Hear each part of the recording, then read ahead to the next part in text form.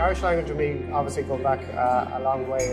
When I was in school, I was never very good at Irish, and it was something that I was always slightly embarrassed about. I lived away from Ireland then for about 10 years, and when you live away from Ireland, the Irish language is a very, very easy way to locate yourself back to the country. Féidir trí nó ceithre bliana hin bhí slú mór sa siopa lámháin agus bhí sé caint Ghaeilge agus ní rah sign ar béthe san áit agus sin dúirtmuid ar an peanta sin ráit caiimmuid iarracht mór a dhéanamh leis an chuid Ghaeilge.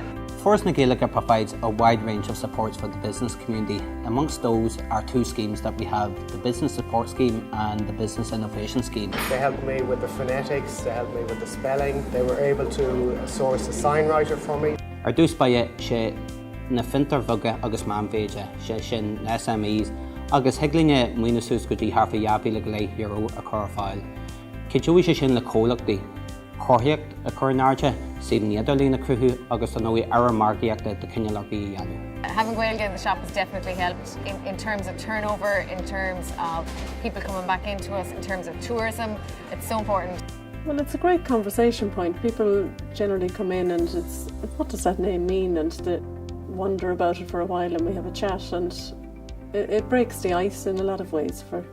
Well, module leis an mhaoinú tar fáil an áras tá prósas ionta simplí ar fáil an héin, nó tá an héin tá sa chun ciidhór daoine agus fuinne fisteach in san capaiseacht. When the tourists come to Galway, they just love coming in and hearing the few words, and they get really excited to talk about it, maybe go home tell their friends, go to Cambridges. You know, you can hear the Irish being spoken in there and they really love it. Yes, I do think there was advantages to opening with the Irish name. I didn't realise that. That was almost accidental. Like when we opened, that was just our name we were continuing with. But it has gotten really good feedback and response. You know, there's an obvious draw to the Irish language, which I didn't actually realise until I had already opened.